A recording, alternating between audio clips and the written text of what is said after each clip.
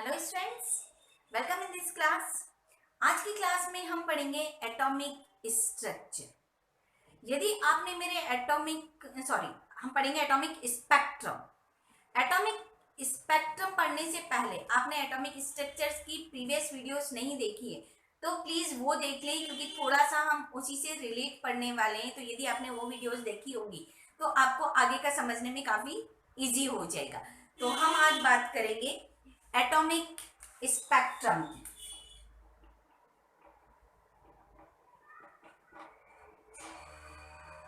Atomic spectrum spectrum तो शायद हम सभी जानते हैं, और बहुत छोटी क्लासेस से हमने 8th 9th क्लासेस से 10th में भी ये चीज पढ़ी हुई है कि यदि हम व्हाइट लाइट यानी हम अपनी ये सनलाइट मान लें या कोई भी हमारी जो भी लाइट है, इस लाइट को यदि आप प्रिज्म में से पास करते हैं, ये लाइट यदि आप प्रिज्म में से पास करते हैं और यहाँ पर यदि एक स्क्रीन लगा दी जाए तो हम ऑब्जर्व करते हैं कि ये जो व्हाइट लाइट है ये 7 कलर्स में स्प्लिट हो गई है, जिसका डिस्पर्जन हो गया और हमें 7 कलर्स मिल रहे हैं।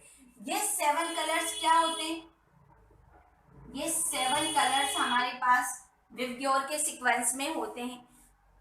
ये 7 कलर आप सभी ने देखा होगा, रेनबो कई बार बारिश में दिखता है, नहीं तो आप व्हाइट लाइट को प्रिज्म से पास करके देख ले, 7 कलर्स दिखेंगे। ये 7 कलर्स आपस में एक दूसरे के साथ बहुत ज्यादा मर्ज है, यानी बहुत ज्यादा आपको अलग अलग दिखाई नहीं देते या उनके बीच में गैपिंग दिखाई नहीं देती है। तो ये जो इतनी पास पास कलर्स होते हैं इसको हम बोलते हैं कंटिन्यूअस स्पेक्ट्रम, यानी एक के बाद दूसरी लाइन दिखाई दे रही। और ये जो हमें 7 कलर्स दिखाई देते हैं, ये 7 कलर इसलिए दिखाई देते हैं कि जो व्हाइट लाइट आ रही है इसमें बहुत सारे डिफरेंट वेवलेंथ है, और इन डिफरेंट वेवलेंथ के कारण ही हमें डिफरेंट कलर्स दिखाई देते हैं, और इनका सीक्वेंस भी इसी तरह से होता है। जो हमारी रेड कलर है, रेड की वेवलेंथ आपकी काफी ज्यादा होती है। रेड की वेवलेंथ होती है अप्रॉक्स 7600 एंगस्ट्रॉम। वॉयलेट की वेवलेंथ सबसे कम होती है इस बैंड में, वॉयलेट की वेवलेंथ होती है अबाउट 3800 एंगस्ट्रॉम। जिसकी वेवलेंथ कम होती है उसमें डेविएशन ज्यादा होता है क्योंकि उसकी फ्रिक्वेंसी ज्यादा है।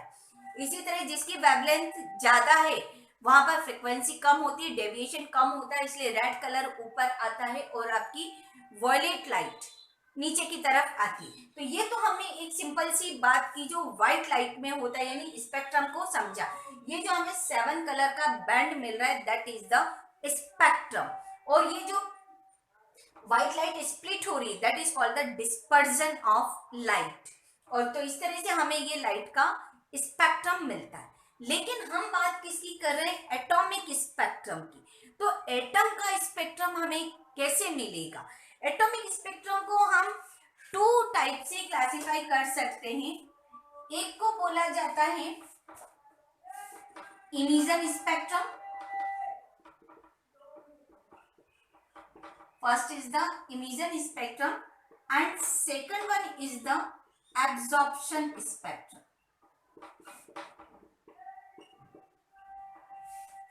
First is the emission spectrum and second one is the absorption spectrum. दोनों स्पेक्ट्रम को हम 1 by 1 डिटेल में स्टडी करेंगे। तो हम फर्स्टली आपसे बात करते हैं इमिशन स्पेक्ट्रम की। इमिशन स्पेक्ट्रम क्या होता है? जब हम यदि किसी एटम में से, अब एटम में से तो कोई लाइट पास हो नहीं पाएगी क्योंकि एटम में से तो पार्टिकल नहीं निकल पाएंगे, तो हम क्या लेते हैं? एटॉमिक गैस लेते हैं, ठीक है ना। एटॉमिक गैस को यदि हीट किया जाए, अब हीट कैसे करोगे? बर्नर पे रख के तो हीट करोगे नहीं।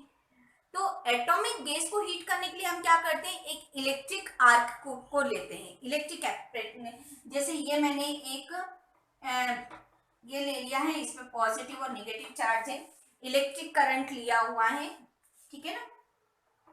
ये इलेक्ट्रिक करंट लिया हुआ है और इस इलेक्ट्रिक करंट को, जैसे मैंने यहाँ पर कोई गैसेस फिल की हुई है, यानी ये मेरी क्या है? एटॉमिक गैस है। इस इलेक्ट्रिक करंट को मैंने इस पर अप्लाई किया,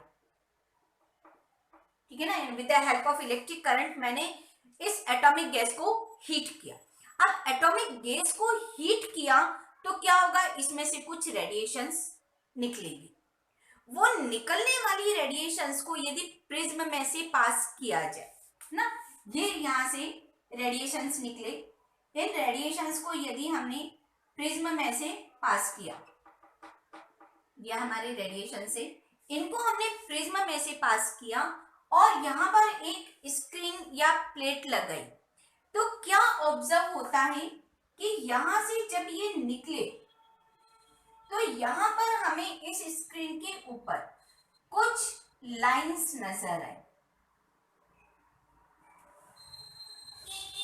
इन लाइंस में कुछ कलर्स प्रेजेंट थे और कुछ कलर्स इनमें से एब्सेंट थे, और जो कलर एब्सेंट थे वहां पर एक छोटा सा डार्क बैंड दिखाई दिया, यानी जो कलर प्रेजेंट नहीं है तो वहां पर हमें कुछ कलर दिखाई नहीं दे रहा है, तो वहां पर कुछ डार्क बैंड सा दिखाई दिया। यानी यहाँ पर क्या है, सारे के सारे कलर दिखाई नहीं दिए। जिस तरह की हमें लाइट में ऑल कलर्स दिखाई दिए थे, वैसे यहाँ पर हमें सारे कलर्स दिखाई नहीं दिए, कुछ कलर्स एब्सेंट थे या पर्टिकुलर कुछ कलर्स ही दिखाई दे रहे थे। तो इस तरह से जो हमें स्पेक्ट्रम मिला, इसको हम बोलते हैं इमिशन स्पेक्ट्रम, क्योंकि लाइट रेडिएट हो रही है, इमिट हो रही है, तो हमें मिला इमिशन स्पेक्ट्रम। और इस इमिशन स्पेक्ट्रम को हम बोलते हैं डिस्क्रीट या लाइन स्पेक्ट्रम।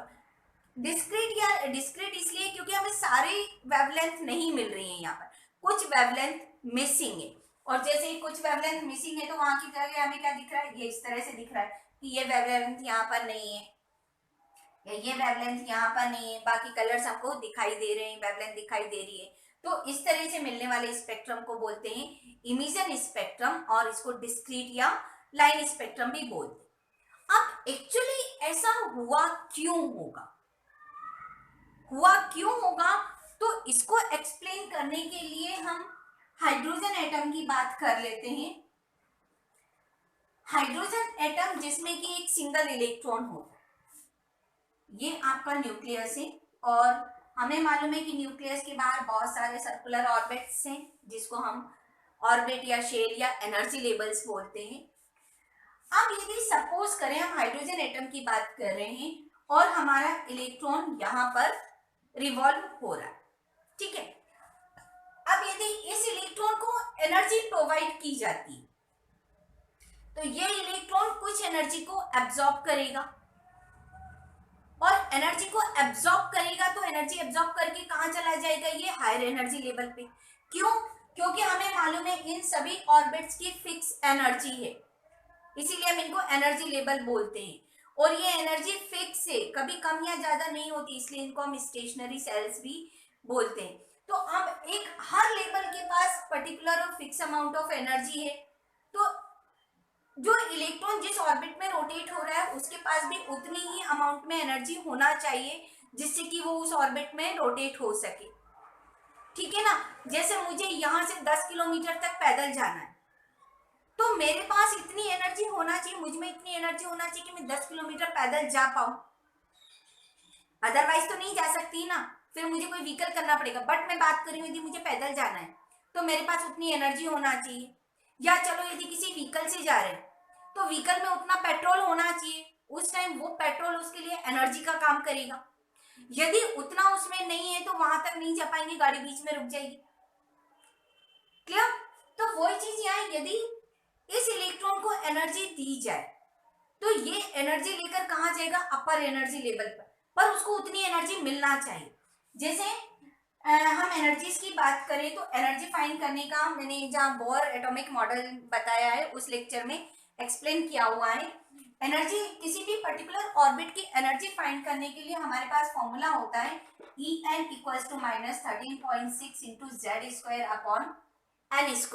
जहाँ n आपका एनर्जी लेवल की वैल्यू होती है 1 2 3 4 and so on, and Z atomic number होता है।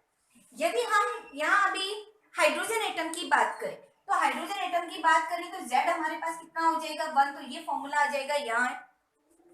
हम कुछ कैलकुलेट करके रख लेते हैं। यदि मैंने E1 की वैल्यू निकाली फर्स्ट एनर्जी लेवल की, तो n की वैल्यू 1 हो जाएगी, ये कितना हो जाएगा 13.6 इलेक्ट्रॉन वोल्ट, यदि सेकंड एनर्जी लेवल की वैल्यू निकालती हूँ तो ये कितना होगा 13.6/4, दैट मीन्स 4 3 12, एक बचा 3.4 electron volt.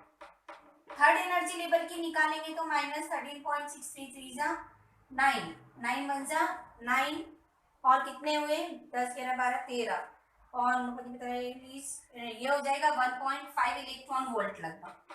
Fourth energy level की निकालो तो -13.6 to 4 4 16, that means it is equal to -0.8 electron volt something. इस तरह से हम बहुत सारे एनर्जी लेवल्स की वैल्यू निकाल सकते हैं।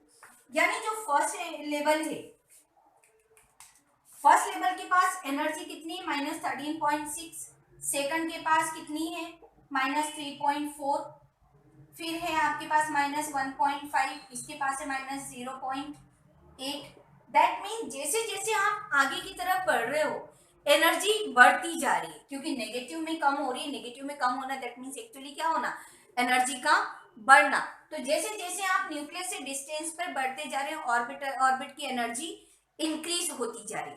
तो अब इस इलेक्ट्रॉन को कितनी एनर्जी दी जाए कि वो हायर एनर्जी पर जंप करे, क्योंकि इलेक्ट्रॉन कभी भी इन बिटवीन द ऑर्बिटल नहीं रहेगा। इलेक्ट्रॉन हमेशा एक पर्टिकुलर एनर्जी लेवल पर ही जाएगा, क्योंकि इन लेवल्स के बीच में कुछ एनर्जी नहीं है। एनर्जी कहाँ पर है, एक पर्टिकुलर लेवल पर ही है। तो इलेक्ट्रॉन एनर्जी लेकर किसी पर्टिकुलर ऑर्बिट पर ही जाएगा, तो वो हमेशा उतनी ही एनर्जी गेन करेगा जिससे वो पर्टिकुलर एनर्जी लेवल पर जंप कर पाए। जैसे फर्स्ट पर है तो इसके पास एनर्जी अभी कितनी है -13.6। यदि मैं इसको 10.2 एनर्जी दे देती हूँ, 10.2 इलेक्ट्रॉन वोल्ट की मैंने एनर्जी दे दी, तो इसका डिफरेंस कितना निकलेगा मेरे पास -3.4, और -3.4 कहाँ है, यहाँ पर है। तो ये यदि मैंने इसको 10.2 की एनर्जी दी तो ये जंप करके कहाँ चला जाएगा, यहाँ चला जाएगा। यदि मैं इसको और ज्यादा एनर्जी देती हूँ, यदि इन दोनों का हम डिफरेंस निकाल लें, जो एनर्जी आएगी, यदि मैं उतनी एनर्जी देती हूँ इसको, कितनी -13.6 और यदि मैं इसको 12.1 इलेक्ट्रॉन वोल्ट की एनर्जी देती हूँ तो ये कहाँ चला जाएगा, और आगे चला जाएगा। इस तरह से यदि difference between the two orbits की एनर्जी यदि प्रोवाइड की जाए इलेक्ट्रॉन को, तो वो उस पर्टिकुलर एनर्जी लेवल पर जाकर रोटेट करने लगता है। यानी इलेक्ट्रॉन कभी भी इन बिटवीन द ऑर्बिट्स नहीं रहेगा, वो एक पर्टिकुलर ऑर्बिट्स पर ही जाएगा और पर्टिकुलर अमाउंट में एनर्जी ही एब्जॉर्ब करेगा। ठीक है ना, पर्टिकुलर अमाउंट में एनर्जी ही एब्जॉर्ब करेगा, और इस पर्टिकुलर अमाउंट ऑफ एनर्जी को हम बोलते हैं क्वांटा या फोटोन। ठीक है, फोटोन की फॉर्म में या क्वांटा की फॉर्म में fix amount of energy he absorb करता है। तो अब हम बात कर रहे थे कि यदि इलेक्ट्रॉन को एनर्जी दी जाती है तो इलेक्ट्रॉन एनर्जी को एब्जॉर्ब करके कहाँ चला जाएगा, अपर एनर्जी लेवल पर। मे बी कि ये यहाँ भी आ जाए, मे बी कि ये यहाँ भी आ जाए, कहीं भी अपर एनर्जी लेवल पर चला जाएगा। जितनी उसने एनर्जी एब्जॉर्ब की, जितनी उसको एनर्जी प्रोवाइड की, उसके अकॉर्डिंग फिक्स अमाउंट में एनर्जी लेकर अपर एनर्जी लेवल पर चला जाएगा। बट इस अपर एनर्जी लेवल पर वो इलेक्ट्रॉन स्टेबल नहीं है। क्यों नहीं है, क्योंकि यदि हम हाइड्रोजन एटम की बात करें तो उसकी प्लेस कौन सी है, फर्स्ट ऑर्बिट। आप उसको एक्साइट करके उसको एनर्जी देकर अपर एनर्जी लेवल पर पहुंचा रहे हो, जो उसका अपना घर नहीं है। हम अपनी बात करें, आज हमारे पास कुछ एक्स्ट्रा मनी आ गई, हम क्या करेंगे, चलो कहीं घूम फिर के आते हैं, या आज घर में रहते रहते बोर हो गए, काफी टाइम हो गया है, चलो कहीं घूम फिर कर आते, इंजॉय करके आते, किसी के घर होकर आते, कहीं आउटिंग करके आते, कुछ भी करके आते, लेकिन घूम फिर कर आपको कहाँ आना है, आपके घर में। आप 2 दिन 4 दिन महीने भर कभी भी कहीं भी कितने भी कहीं घूम आएंगे, एट लास्ट आप कहाँ आएंगे, अपने घर में। आप किसी दूसरे के घर में जाकर नहीं रहेंगे, कितने भी दिन कहीं घूम आएंगे, यानी इसके पास जितनी एनर्जी उसके अकॉर्डिंग पर्टिकुलर एनर्जी लेवल पर पहुंच जाएगा। लेकिन वापस कहाँ आना है, आपको अपने ही घर में आना है। आपकी स्टेबिलिटी कहाँ है, आपके अपने घर में है। तो वही चीज इस इलेक्ट्रॉन के साथ भी है कि इसकी स्टेबिलिटी यदि फर्स्ट ऑर्बिट में है तो आप इसको एक्साइट करके किसी भी एनर्जी लेवल पर पहुंचा सकते हैं, लेकिन ये वहां पर स्टेबल नहीं होगा, ये वापस से अपने वाले एनर्जी लेवल पर आएगा। लेकिन अपने वाले एनर्जी लेवल की तो एनर्जी कम है, तो ये क्या करेगा, उतनी एक्स्ट्रा अमाउंट ऑफ एनर्जी को इमिट करेगा। और ये जो इमिशन ऑफ एनर्जी होगा ये भी फोटोन की फॉर्म में ही होगा। अब फोटोन की फॉर्म में होगा तो उसकी कुछ वेवलेंथ भी होगी, और उस वेवलेंथ के कारण ही स्पेक्ट्रम बनेगा, पर्टिकुलर लाइंस मिलेंगी या पर्टिकुलर कलर बनेगा, हमें स्पेक्ट्रम मिलेगा। तो स्पेक्ट्रम कब बनता है, जब इलेक्ट्रॉन एनर्जी लेकर हायर एनर्जी लेवल पर पहुंचता है और फिर एनर्जी को इमिट करके लोअर एनर्जी लेवल पर आता है। उस टाइम जितनी पर्टिकुलर वेवलेंथ की या फोटोन की वो एनर्जी को इमिट करता है, उसके अकॉर्डिंग हमें पैटर्न ऑफ स्पेक्ट्रम या लाइंस मिलती हैं। और ये चीज हर गैस टू गैस वेरी करती है, यानी आपने कौन सी गैस ली हुई है, किस गैस पर आप अपना एक्सपेरिमेंट करें, किस गैस का स्पेक्ट्रम फॉर्म करें, वहां पर आपको डिफरेंट पैटर्न्स ऑफ लाइन मिलती है। ये आप इस तरह से भी समझ सकते हो जिस तरह से हमारे फिंगरप्रिंट्स होते हैं। किन्हीं भी टू पर्सन्स के फिंगरप्रिंट्स कभी भी मैच नहीं करते, जबकि सारे फिंगरप्रिंट्स इस तरह से सर्कुलर फॉर्म में बने हुए होते हैं, लेकिन कभी भी टू पर्सन्स के फिंगरप्रिंट मैच नहीं करते। फिंगरप्रिंट के थ्रू आप पर्सन को आइडेंटिफाई कर सकते हो। उसी तरह से केमिस्ट्री में एटम्स का, हर एटम के लिए अपना एक डिफरेंट स्पेक्ट्रम बनता है, और उस स्पेक्ट्रम से आप एटम को फाइंड आउट कर सकते हो। तो इस तरह से हमें क्या मिला, स्पेक्ट्रम मिला। अब यदि हम बात करें कि इस स्पेक्ट्रम में फोटोन की एनर्जी कैसे फाइंड की जाएगी या फोटोन की वेवलेंथ कैसे फाइंड करें, तो हम उसके लिए देखते हैं। अब ठीक है, एनर्जी फाइंड करना है। ये एनर्जी आपको मालूम है किस लेवल की कितनी है, बट यदि फोटोन कहाँ से आ रहा है, उसकी एनर्जी कितनी होगी या उसकी वेवलेंथ कितनी होगी, इसको हम फाइंड आउट करें। सपोज मुझे फाइंड करना है energy of photon when electron jump from third energy level to first energy level, ठीक है ना। Energy of photon when the electron jump from third energy level to first energy level. तो मैं इन दोनों energy levels का difference निकाल लूंगी, क्योंकि जो फोटोन इमिट होता है उसकी एनर्जी कितनी होती है, टू एनर्जी लेवल्स के बीच का डिफरेंस, जहां से इलेक्ट्रॉन था और जहां पर आ रहा है, इन दोनों एनर्जी लेवल्स के बीच का जो डिफरेंस होगा that is the energy of photon. तो हम एनर्जी ऑफ फोटोन का फॉर्मूला लिख सकते हैं, E photon equals to E2 minus, या ये लिख दो En2 माइनस En1। En2 वो हायर एनर्जी लेवल होगा जहां से इलेक्ट्रॉन आएगा, और En1 वो एनर्जी लेवल होगा जहां पर इलेक्ट्रॉन आ रहा है। तो अब यदि मैंने बात की आपको n इक्वल्स टू 3 से n इक्वल्स टू 1 पर इलेक्ट्रॉन आने में कितना एनर्जी ऑफ फोटोन या फोटोन की एनर्जी, जो फोटोन आएगा उसकी एनर्जी कितनी होगी, तो हम फाइंड करें इस तरह से, यानी यहां पर आप लिख दें E3 माइनस E1। अब एनर्जी निकालने का फॉर्मूला हमें ऑलरेडी मालूम है, यानी E3 इक्वल्स टू कितना हो जाएगा, -13.6 इंटू, जैसे हाइड्रोजन एटम के लिए बात कर रहे हैं हम, तो Z कितना हो जाएगा 1, और N कौन से लेवल से आया, थर्ड, दैट मीन्स कितना हो गया ये 9। तो इसको कितना आया अपना, ये आया -1.5 इलेक्ट्रॉन वोल्ट लगभग। फिर मैं निकाल लूं E1 कितना, -13.6 into 1, that means the -13.6 electron volt. ये वैल्यूज इसमें पुट कर दी जाए तो फोटोन की एनर्जी कितनी आ जाएगी आपकी E3, that means the -1.5 minus 13.6, that means the -1.5 plus 13.6, आप माइनस कर दें 13.6 में से 1.5 को 6 माइनस 5 1, और ये हो जाएगा आपका 12। तो ये कितनी आ गई, 12.1 electron volt energy. That means जो इलेक्ट्रॉन एनर्जी इमिट करके 3 से 1 एनर्जी लेवल पर आ रहा है, उस फोटोन की एनर्जी कितनी है? 12.1 इलेक्ट्रॉन वोल्ट। क्लियर? अब हमें निकालनी है वेवलेंथ, ठीक है ना।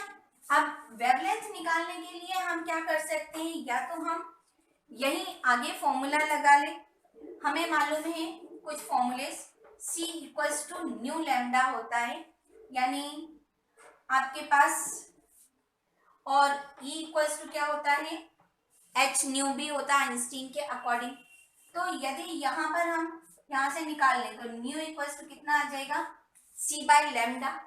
न्यू की वैल्यू इसमें पुट कर दी जाए तो कितना हो जाएगा? HC upon lambda.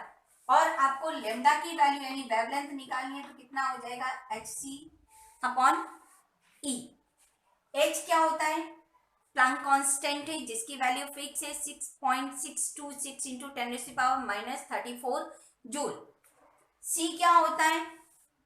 Speed of light या velocity of light 3 into 10⁸ metre per second. Energy आपने किस में निकाली? Electron volt. लेकिन यहाँ पर आपके पास क्या है?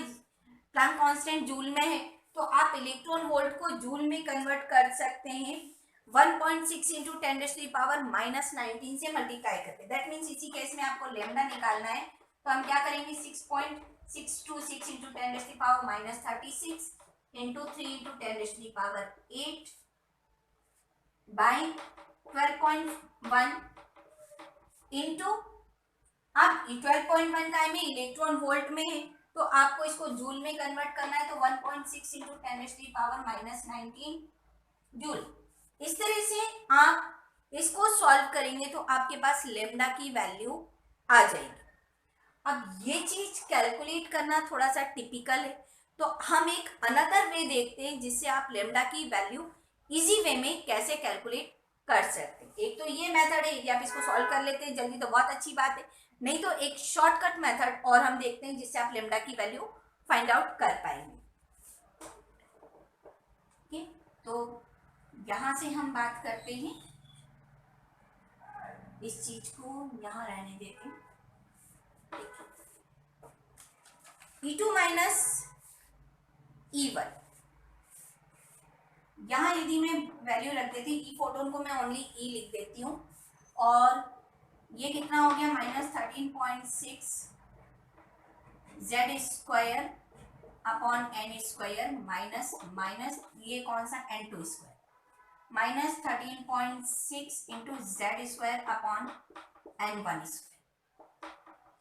इसमें से 13.6 इंटू जेड स्क्वायर कॉमन लिया जा सकता है, तो यहाँ क्या बचेगा आपके पास? 1/n1 square minus 1/n2 square. Clear है? ये किसका आ रहा है आपके पास? E आ रहा है, और E को हम क्या लिख सकते हैं?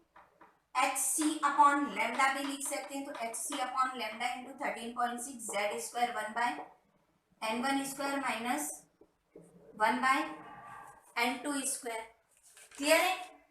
अब मुझे वैल्यू किसकी चाहिए? लैम्डा की, तो HC को मैं यहाँ ले आऊँ तो ये कितना हो जाएगा? 1/लैम्डा 13.6 Z square upon HC 1/n1 square minus 1/n2 square. यहाँ तक तो कोई प्रॉब्लम नहीं होना चाहिए आपको, ठीक है। हाइड्रोजन लाइक एटम की हम बात कर रहे हैं, हाइड्रोजन लाइक एटम की बात करें तो Z इक्वल्स टू कितना? हाइड्रोजन की बात करें तो Z इक्वल्स टू 1 है। H कितना होता है आपके पास? प्लैंक कांस्टेंट होता है। C आपके पास वेलोसिटी ऑफ लाइट है। दैट मीन्स यदि आप ये सारी वैल्यूज पुट करते हैं 13.6 divide by 6.626 into 10⁻⁻34 into 3 into 10⁸ into 1/n1 square minus 1/n2 square. इस सारी वैल्यूज को यदि हम कैलकुलेट करें तो हमारे पास जो वैल्यू आती है वो आती है 1.09 into 10⁻⁷ metre inverse, 1/n1 square 1/n2 square. और ये जो वैल्यू है इसको बोला जाता है रिडबर्ग कांस्टेंट और इसको आर से हम रिप्रेजेंट करते हैं, that is the Rydberg constant. इसकी प्लेस पर हम आर लिख सकते हैं। तो हमने क्या लिखा, 1/λ इक्वल्स टू आर। ठीक है, यदि इतनी वैल्यू को मल्टीप्लाई करने पर आपके पास ये आता है जिसको हम आर बोलते हैं। आप किसी अदर एटम के लिए लिख रहे हैं तो z को एज इट इज रहने दें, 1/n1 square into 1/n2 square. By using this formula हम लेमडा की वैल्यू फाइंड आउट कर सकते। जैसे अभी हमने पिछले एग्जांपल में क्या कर रहे थे, हम थर्ड एनर्जी लेवल से फर्स्ट एनर्जी लेवल पर आने पर कितना वेवलेंथ होगा, तो यदि उसे ही हम कैलकुलेट करें, ठीक है ना, इस सबको मैं रब कर देती हूँ। आपको नोट करना है तो आप वीडियो को पॉज करके नोट कर सकते हैं। इसको मैं यहाँ से रब कर रही हूँ, हम वही बात का ये फॉर्मूला लिखा रहने देती हूँ और मैं बाकी को रब करती हूँ। हमें क्या फाइंड करना है, वेवलेंथ जब आपका इलेक्ट्रॉन थर्ड से 1 पर आ रहा है तो कितना हुआ, 1/λ आर। हाइड्रोजन की बात कर रहे थे तो हम Z1 रहने देते हैं और N1 यानी कहाँ पर आ रहा है, वो फर्स्ट एनर्जी लेवल पर आ रहा है और N2 कहाँ से आ रहा था, थर्ड एनर्जी लेवल से। थर्ड एनर्जी लेवल से यानी 3 3 9 हो गया। इसको सॉल्व किया, 1/λ इक्वल्स टू आर, ये कितना हो जाएगा 8/9। अब लेमडा की वैल्यू निकालनी है तो लेमडा के लिए मेरे पास ये कितना हो जाएगा, 1/r इंटू 9/8। अब यहाँ पर एक बात मैं आपको बताना चाहूंगी, आप कहीं नोट कर लें, 1/r की वैल्यू अप्रोक्सीमेटली 911 एंगस्ट्रॉम होती है। अप्रोक्स बात बता रही हूँ, अप्रोक्सीमेटली दैट मीन्स जब हमें कैलकुलेशन में लेना है तो हम इसके आसपास की कोई ऐसी वैल्यू ले लेंगे जिससे कैलकुलेशन हमारी इजी हो जाए, तो हमें अप्रोक्स लेमडा की वैल्यू भी मिल जाएगी। तो अब यहाँ पर यदि मैं 1/r की वैल्यू 911 पुट करती हूँ तो मुझे यहाँ से इसको कैलकुलेशन में प्रॉब्लम होगी, तो मैं यहाँ इसको 912 पुट कर दूँ। ठीक है, इसको सॉल्व कर ले हम, 2 4 जा 8 और 2 4 जा 8, 2 5 जा 10, 2 6 जा 12, फिर 2 2 जा 4 आ जाएगा, तो 2 2 जा 4, 2 2 जा 4, 2 8 जा 16, देन 2 से काट दें तो ये कितना हो जाएगा 114, यानी आपके पास कितना आ गया 114 इंटू 9, मल्टीप्लाई कर लो, 9 4 जा 36, कैरी ऑन 3, 9 3 12, कैरी ऑन 1 9 और 1 10, ये कितनी वेवलेंथ आ गई इसकी 1026 एंगस्ट्रॉम। आई थिंक सो ये ज्यादा इजी है सॉल्व करना, डिपेंड करता है आप पर कि आप कैसे सॉल्व करना चाहते हैं। शॉर्टकट में सॉल्व करना चाहते हैं आप इस तरह से सॉल्व कर सकते हैं। तो इस तरह से हम किसी भी फोटोन की वेवलेंथ फाइंड आउट कर सकते हैं। क्लियर है?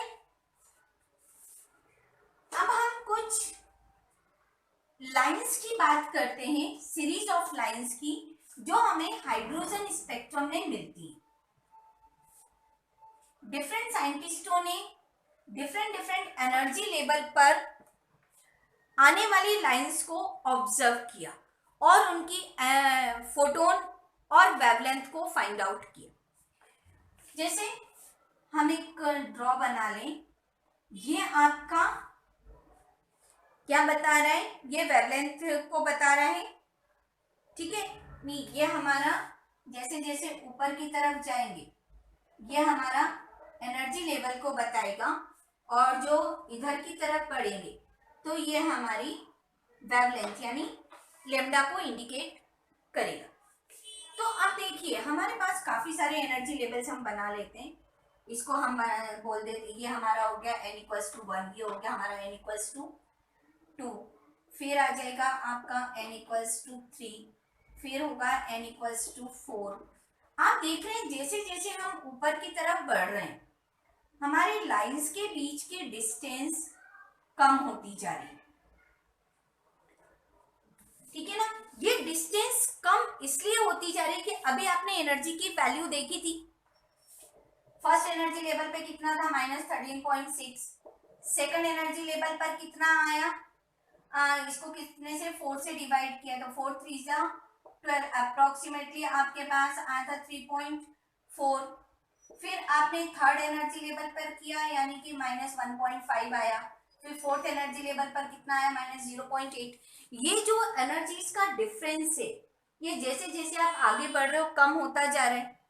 आप जैसे जैसे आगे बढ़ते जाओगे एक कंडीशन ऐसी आएगी जब आपके इलेक्ट्रॉन की एनर्जी मैक्सिमम होगी। मैक्सिमम कब होगी? जब आपकी जो n की वैल्यू है वो मैक्सिमम आएगी। आप फॉर्मूला क्या लगाते हो -13.6 Z²/n²। ठीक है ना। तो जब आपकी n² की वैल्यू मैक्सिमम आएगी तब आपके पास एनर्जी मैक्सिमम आएगी। और ये कब होगा? जब आपके पास n मैक्सिमम यानी क्या, इलेक्ट्रॉन बहुत दूर चला गया। बहुत दूर मतलब यहाँ से 10-15 किलोमीटर दूर नहीं, बहुत दूर मतलब क्या, एटम तो आपके पास छोटा सा ही है, जरा सा यहाँ शिफ्ट हुआ तो इतने में तो उसकी इनफाइनाइट डिस्टेंस हो गई। तो जब हम इनफाइनाइट की बात करेंगे, इनफाइनाइट लेवल पर, वहां पर एनर्जी कितनी हो जाएगी? 0। तो जब हम इनफाइनाइट लेवल की बात करें कि सपोज यहाँ पर आपका लेवल इनफाइनाइट हो गया तो यहाँ n इक्वल्स टू कितना होगा? इनफाइनाइट। और एनर्जी की वैल्यू कितनी होगी? 0। तो जैसे क्योंकि जैसे जैसे आप आगे की तरफ बढ़ रहे हो इन एनर्जीज की वैल्यू कम होती जा रही है, यानी इनके बीच का डिफरेंस कम होता जा रहा है, इसलिए ये लाइनों के बीच में डिस्टेंस इक्वल नहीं रहेगा, डिस्टेंस कम होता जाएगा। अब सपोज करो एक इलेक्ट्रॉन सेकंड एनर्जी लेवल से फर्स्ट एनर्जी लेवल पर आया। ठीक है, सेकंड एनर्जी लेवल से फर्स्ट एनर्जी लेवल पर आया। इस टाइम यदि हम इसकी वेवलेंथ फाइंड करें, ठीक है ना, इसकी हम वेवलेंथ फाइंड करें यानी n2 आपके पास कितना है 2 और n1 कितना है 1, क्योंकि ये कहां से आया? सेकंड एनर्जी लेवल से फर्स्ट एनर्जी लेवल पर आ रहा है। यहां से इसकी हमें वेवलेंथ फाइंड करना है तो हमारे पास फॉर्मूला क्या है? क्या फॉर्मूला आया था? 1/λ equals to r z² 1/n1² minus 1/n2²। 1/λ, r को एज इट इज रहने दो। n1 कितना है 1, n2 कितना है 2, ये कितना हो गया 1/λ इक्वल्स टू 3/4 r, यानी लैम्डा इक्वल्स टू कितना हो गया 1/r into 4/3। 1/r that means कितना 911। तो मैं इसको 3 से डिवाइड इजिली हो जाए इसलिए कितना कर दूं 912। तो 3 3 जा 9, 3 4 जा 12, 4 4 जा 16, कैरी ऑन 1 और 4 3 जा 12। कितनी वेवलेंथ आई इसकी 12 16 एंगस्ट्रॉम।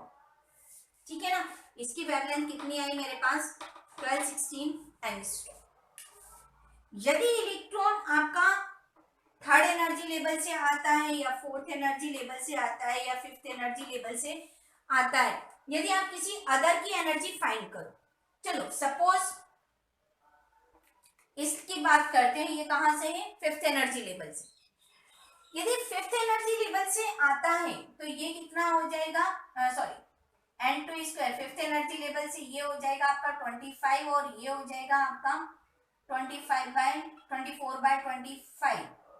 तो 1/r आप लिख दोगे 25/24। इसको सॉल्व कर लो आप, कितना लिख दो 912 25/24। इसको हम सॉल्व आउट करें 3 से काट दीजिए, 15 3 से घटा 3 8 24 और ये 3 चौक 12। फिर आप 4 2 जा 8 और 28 4 6 24 और फिर 2 से कर दो तो 2 3 6 2 8 16 मल्टीप्लाई करिए 38 इंटू 25, 8 5 40 का 4 और 5 से 15 16 17 19 7 20 50 से का 1 3 2 6 और 1 7 0 15 50 से का 1, ये कितना है वहाँ तो 1 9, यहाँ कितनी आएगी आपकी 950 एंगस्ट्रॉम। दैट मीन्स आप क्या ऑब्जर्व कर रहे हैं, जैसे जैसे आप आगे की तरफ बढ़ेंगे दैट मीन्स किसी हायर एनर्जी लेवल से इलेक्ट्रॉन आएगा तो हायर एनर्जी लेवल से वेवलेंथ कम हो जाएगी, ठीक है ना। तो इसमें आप मैक्सिमम कहाँ से ला सकते हैं, इन्फिनिटी से। इन्फिनिटी से यदि आप लाते हैं तो इन्फिनिटी से मैं लाने पर आपकी वेवलेंथ कितनी निकलेगी, आप यहाँ पर कैलकुलेट करें। 1/infinity that means what, 0। तो 1 माइनस 0 0 यानी 1/λ इक्वल्स टू r, और ये कितनी आएगी अप्रॉक्स आपकी 911 एंगस्ट्रॉम। अब 911 एंगस्ट्रॉम आपकी लास्ट आएगी, यानी जो आपकी ये वाली सीरीज है इसकी लिमिट कहाँ तक रहेगी, 911 से 1216 तक। और ये लिमिट आपकी इनविजिबल लाइट की रहती है, क्योंकि जो विजिबल लाइट है, विजिबल लाइट की रेंज होती है आपकी 38 एंगस्ट्रॉम टू 76 एंगस्ट्रॉम, इतनी वेवलेंथ आपकी विजिबल लाइट की रहती है।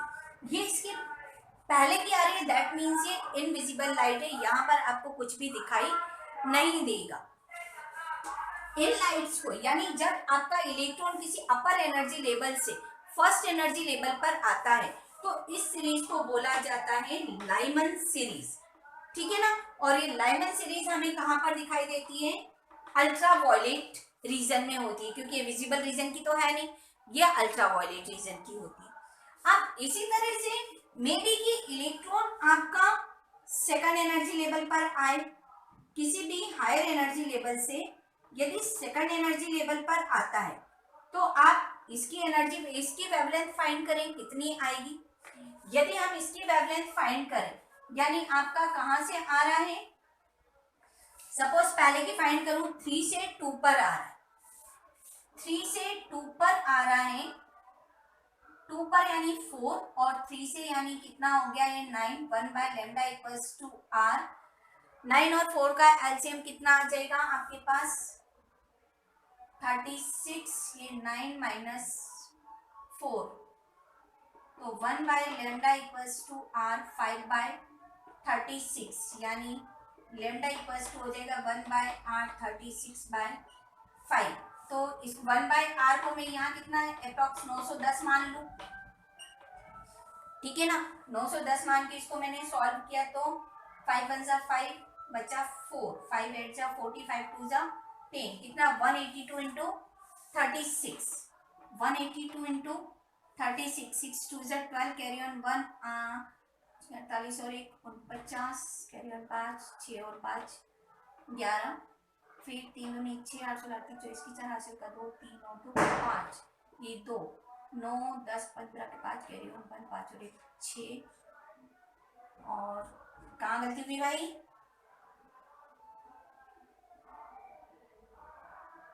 सेकंड एनर्जी लेवल पर आ रहा है। n1 कितना हुआ आपका सेकंड, तो हो गया 2 2 4, n2 कितना हो गया 3 3 3 9 9 और जो 36 और ये 4 9 36, 9 जो 36, 5 में 9 में से 4 गया 5, अब ये हमने किया तो ये हुआ 5 एकम 5 बचा 4, 5 8 40, 2 बचे 5 दूनी 10, 182 इंटू 36, 6 दूनी 12, कैरी ऑन 1 8 50 48 और 49, सिर्फ का 4 6 और 4 यहाँ आएगा 10, 3 दूनी 6 8 24 की 4 से 2 5, ये 2 और 6 और ये 15 का 5, हासिल का 1, ये हो गया 5 और ये 6। यहाँ रेंज आपकी कितनी आ रही है, ये दैट मीन्स ये रेंज कौन सी है, विजिबल लाइट की। विजिबल लाइट कहाँ है 36 3800 टू 7800 तक, तो ये आपकी विजिबल लाइट में आ रही है। तो इस तरह से आप देखते हो कि जो इस सेकंड वाली सीरीज है जिसको हम बोलते हैं बामर सीरीज, बामर सीरीज आपकी विजिबल लाइट में आती है।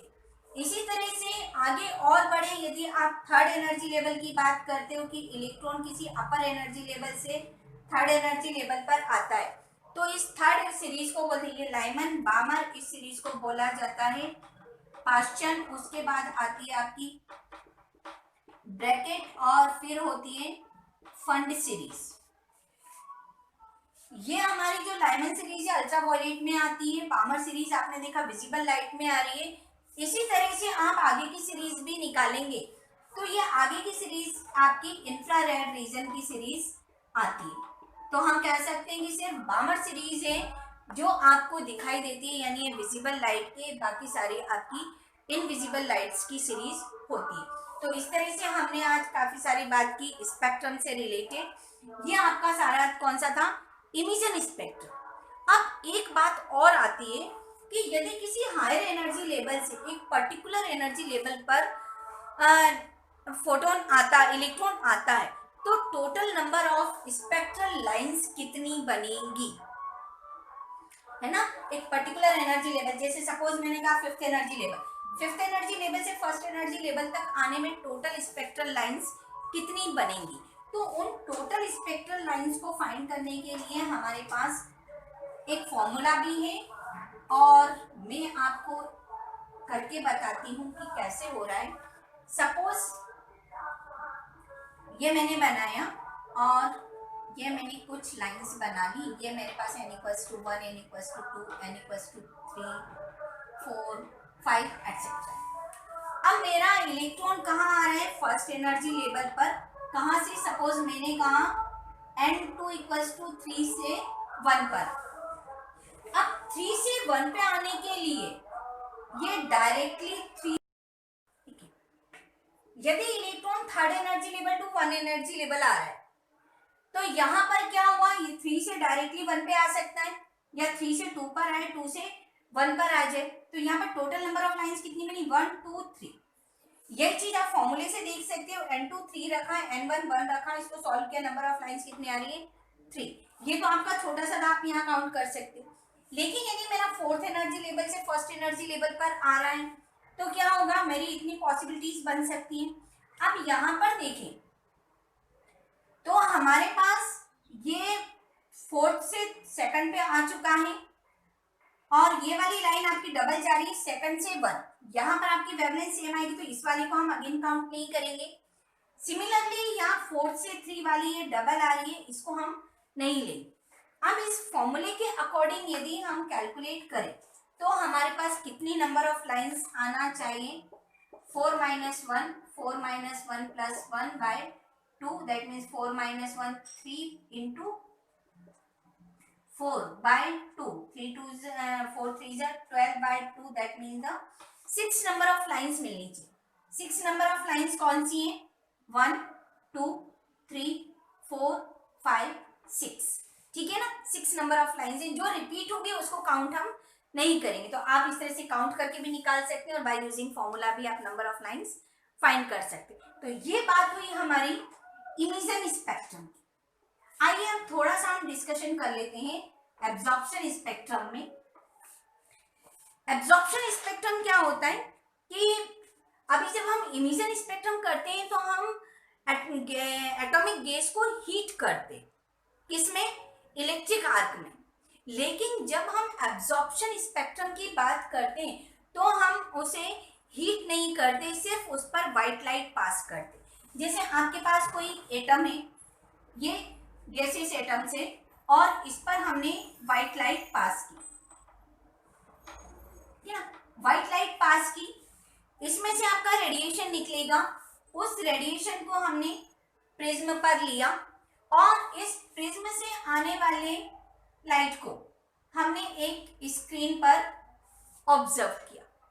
अब यहाँ पर जो ऑब्जर्वेशन होगा, यहाँ पर क्या हुआ, उसने किस लाइट को एब्जॉर्ब किया, उसके अकॉर्डिंग हमारे पास कुछ लाइंस मिलेंगी। यहाँ पर जो हमारी लाइंस होगी ये हमारा कंटिन्यूस स्पेक्ट्रम होगा और इसमें सिर्फ कुछ लाइट्स जो उसने एब्जॉर्ब कर लिए वो लाइट हमें दिखाई नहीं देगी, ठीक है ना। यानी एक तरह से हम कह सकते हैं कि इसका जो प्रेजेंटेशन होता है, ये जो शो होता है एब्जॉर्प्शन स्पेक्ट्रम का इमिशन स्पेक्ट्रम से अपोजिट होता है। जैसे जब हम इमिशन स्पेक्ट्रम की बात करते हैं तो इमिशन स्पेक्ट्रम में क्या होता है, हमें डिफरेंट पैटर्न ऑफ लाइंस मिलती है। सपोज ये लाइन मिला, यहाँ बैंड खाली मिल गया, यहाँ लाइन मिली, फिर इसे लाइन मिली, बैंड खाली मिल गया। ये किसमें होता है, आपका इमिशन में होता है। लेकिन जब हम एब्जॉर्प्शन की बात करते तो हमें बहुत, ये जैसे यहाँ पर ये डार्क मिला, यहाँ हमें कुछ लाइंस नहीं मिल रही हैं। इसी तरह से यहाँ हमें ये डार्क पार्ट मिल गया, यहाँ हमें कुछ भी लाइट नहीं मिल रही, ये लाइट एब्जॉर्ब हो चुकी। तो इस तरह से ये हमें मिलता है एब्जॉर्प्शन स्पेक्ट्रम, यानी एब्जॉर्प्शन स्पेक्ट्रम इमिशन स्पेक्ट्रम का अपोजिट होता है। एब्जॉर्प्शन स्पेक्ट्रम हमें क्यों मिलता है? क्योंकि जब हम किसी इलेक्ट्रॉन को, सपोज ये आपके पास कोई इलेक्ट्रॉन है और आपने इसको व्हाइट लाइट पास की, इसने उस व्हाइट लाइट को एब्जॉर्ब किया और एब्जॉर्ब करके ये अपर एनर्जी लेवल पर पहुंचा, तो उस टाइम हमें स्पेक्ट्रम मिलेगा और उस टाइम जो स्पेक्ट्रम मिलेगा उसे ही हम एब्जॉर्प्शन स्पेक्ट्रम कहेंगे। ठीक है, तो इस तरह से ये हमारे पास एब्जॉर्प्शन स्पेक्ट्रम है। आज हमने डिस्कस किया एब्जॉर्प्शन और इमिशन स्पेक्ट्रम, हाइड्रोजन की स्पेक्ट्रल लाइंस डिस्कस की, कितनी स्पेक्ट्रल लाइंस हमें कहाँ पर मिलेगी ये चीज हमने डिस्कस की। आई होप आपको ये लेक्चर बहुत अच्छी तरह से समझ में आया होगा। समझ में आता है तो प्लीज सब्सक्राइब करिए, कमेंट्स करिए, वीडियो को शेयर करिए और वीडियो देखते रहिए। और भी बहुत सारे वीडियोस डले हुए हैं, आप चैनल को सब्सक्राइब करें और चैनल पर वीडियोस देख सकते हैं। नेक्स्ट वीडियो में फिर नेक्स्ट टॉपिक के साथ मिलते हैं, तब तक के लिए बाय बाय, एंजॉय करिए, टेक केयर।